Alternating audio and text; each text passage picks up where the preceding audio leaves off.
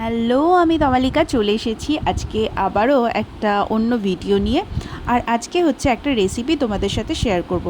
বেশ কিছুদিন আগেই আমি একটা রিলসে এই ভিডিওটা অলরেডি পোস্ট করেছি, তাও ভাবলাম একটু বড় করে পুরোটা তোমাদের জন্য শেয়ার করে দিই। চিকেন খেতে বরাবরই আমি খুব ভালোবাসি, আর তারপর সেটা যদি একটু নিত্য নতুনভাবে কিছু রান্না করা হয় তাহলে তো কোনো কথাই নেই। চিকেন এলে সলিড চিকেন দিয়ে পকোড়া তো করে খাওয়াই হয়, কিন্তু এইভাবে হাড়সহ চিকেন দিয়ে এরকম ধরনের রেসিপি আমি আগে কখনো ট্রাই করিনি। বৃষ্টির দিনে সন্ধ্যাবেলায় আমি আর বিশ্ব বসেছিলাম, আর হঠাৎ করেই কিছু একটা খেতে ইচ্ছা করছিল, তো তাই বললাম ঘরে কিছু চিকেন আছে, চলো কিছু বানাই। তো যেরকম ভেবেছি সেরকমই কাজ।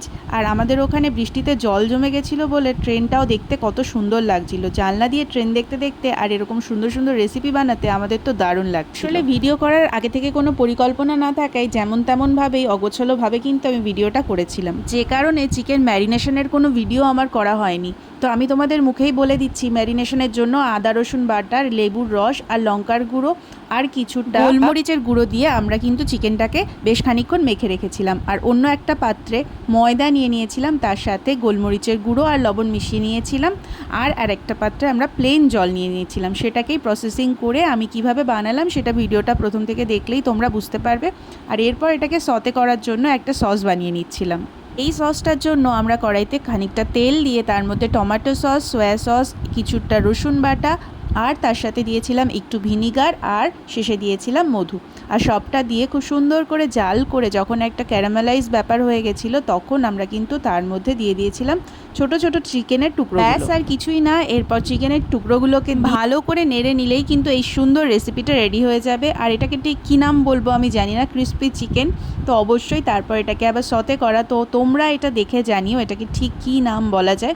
কিন্তু খেতে হয়েছিল অসাধারণ খাসা, দেখতেই পাচ্ছ পুরোটা মিশে যাওয়ার পরে কত সুন্দর লাগছে। আর এইবার চলো এটাকে সুন্দর করে ডেকোরেট করে নিই, সাজিয়ে নিই। তারপর আর কি সাজানোর জন্য মায়ের ঝাড় খাওয়ার পরেও বার করে নিয়েছিলাম এই সুন্দর প্লেটটা, আর তার মধ্যে একে একে চিকেনের পিসগুলোকে তুলে রাখছিলাম। আর এই রেসিপিটা আমার জন্মদিনে বিস্ময় করবে ভেবেছিল, তো সেটা আর করা হয়নি বলে, কিন্তু এটা করার জন্য সমস্ত রকম ইনগ্রিডিয়েন্টসই বাড়িতে এনে রেখেছিল। তাই সবটা করার পরে আবার ওপর থেকে সুন্দর করে সাদা তিল দিয়ে এটাকে সাজিয়ে দিয়েছিল। আর এটার পর তো অসাধারণ লাগছিল দেখতে। তোমরাও দেখে জানিও তোমাদের কেমন লাগলো, আর যদি ভালো লাগে তাহলে অবশ্যই বাড়িতে একবার ট্রাই করো। আর যদি ট্রাই করে থাকো তাহলে সেটাও অবশ্যই আমাকে একটু কমেন্ট করে জানিও। ভিডিওটা যদি তোমাদের ভালো লেগে থাকে তাহলে অবশ্যই আমার চ্যানেলটাকে সাবস্ক্রাইব করে দিও, আর লাইক কমেন্ট শেয়ার করে দিও। আর নতুন নতুন আর কি ধরনের ভিডিও তোমাদের ভালো লাগে সেটাও অবশ্যই আমাকে জানিও, তাহলে আমিও সেই ধরনের ভিডিও রেডি করার চেষ্টা করব।